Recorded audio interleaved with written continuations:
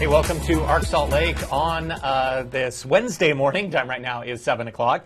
The national parks, they have been around for 110 years, and this week is National Parks Week. It's a big week to celebrate. Despite over 320 million annual visitors, there are challenges with upkeep and for other things to people to enjoy. Joining us now to celebrate national parks and how to keep them going for future generations is Paul Coussan, who is the Vice President of the National Park Foundation. Paul, thank you for being here this morning. Thank you for having me. Great to be here. Okay, so this week marks the 110th anniversary of the National Park Service.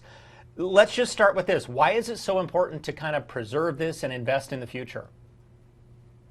Absolutely. So when we think of our national parks, we think of the incredible vistas, the incredible landscapes, Yellowstone, Grand Teton, and of course in Utah, the Mighty Five, Bryce Canyon, Zion, Canyonlands, Arches.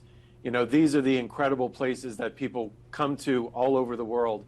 But there are 433 units of our national parks, not only the big, impressive landscapes, but the historic sites, the important smaller sites that tell the American story.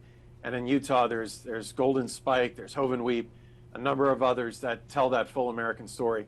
And so as so many people have visited these places year after year, things have worn down a little bit. Infrastructure getting into the parks, roads, bridges, visitor centers, water systems, they're starting to show their age. As you said, this is 110 years that we've had the National Park System in place. And so there have been, thankfully, investments, bipartisan investments over the years to tackle some of the infrastructure challenges that our national parks are facing.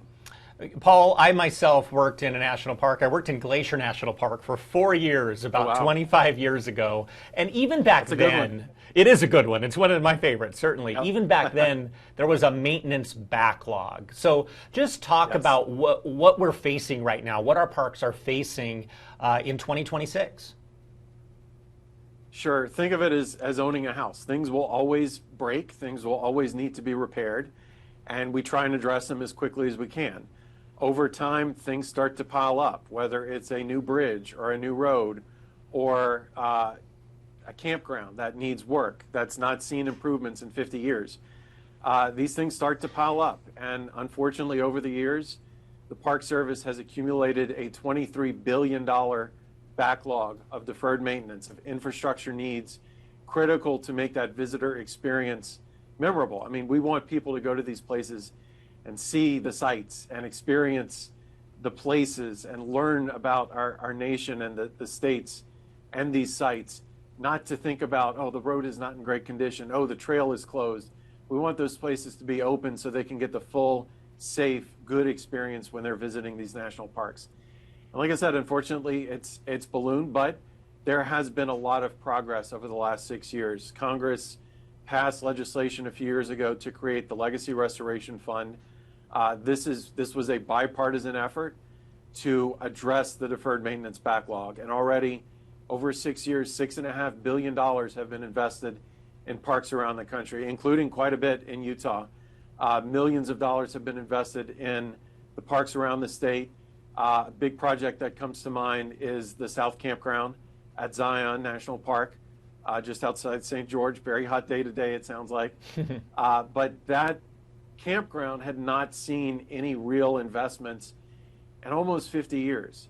And so thanks to the Legacy Restoration Fund, real investments were made, real dollars were spent to improve this. And it's in great shape now. And the good news is a lot of investments have been made, but there is definitely a continued need. There are a lot of infrastructure needs, not only in parks in Utah, but around the country that still need to be addressed. Okay, give us the number one more time. How much money in deferred maintenance? Where do we stand now? $23 billion. $23 billion with the beat. Do you think we can get there? I think we can, and the Legacy Restoration Fund has been a great investment, a huge step in the right direction. Like I said, there's more work that needs to be done, and thankfully Congress is already taking action. There's the America the Beautiful Act, which already has widespread bipartisan support from members and senators around the country that would reauthorize the Legacy Restoration Fund for another 5 years. And if we're talking about investing in something that has wide bipartisan support, it makes sense to do it for national parks. And so, like I said, 70 senators have signed on to the bill, 248 House members from around the country, including all 4 of Utah's House members, have already endorsed the bill and signed on. We just need to get it across the finish line. Okay, excellent. I know we're talking about a serious thing, but since I have you here, I got to talk about our parks, our favorite parks. Let me ask you, do you have a favorite park within the national park system? It's hard to say. I've been to quite a few of them over the years. And as you said, Glacier is an incredible place. I've been to 3 of the Mighty 5 in Utah. Arches is one of those places that you're just, how am I on the same planet as the rest of the country? Zion, same thing.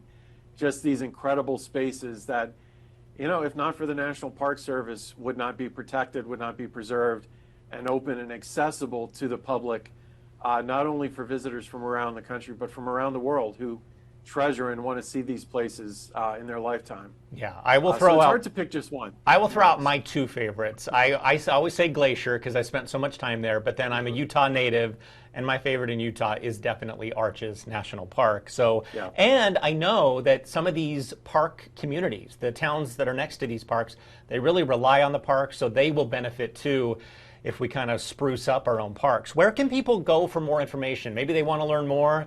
Maybe they want to help. Where can people go? Sure. Absolutely. Well, the National Park Foundation is the official nonprofit partner of the National Park Service. We raise private dollars to leverage the federal investment to protect our national parks. You can learn more about the work that we're doing and also more about the Legacy Restoration Fund on our website, nationalparks.org. And then if they want to get this across the finish line, as you say, what do they need to do? Do they need to contact their Congress people? Certainly wouldn't hurt to reach out, let your members know. Again, the entire House delegation from Utah is already on board, which is great news. We just need to get it across the finish line. It's gone through both the House and the Senate Natural Resources Committees, so it just needs to get the full vote in both the House and the Senate. So we're very close to getting this done. Okay, just a couple seconds left. What 3 parks here have you been to? I've been to Zion, I've been to Canyonlands, and I've been to Arches. Okay, so we need to get you to Bryce Canyon and Capitol Reef then, definitely. Capitol Reef, yep. All right, Yep, Paul, definitely. thank you and so I will be back. You will be back. Visit. Excellent. Thank Yes. you so much for joining us this morning. We really appreciate it. No, thank you. Great to be with you.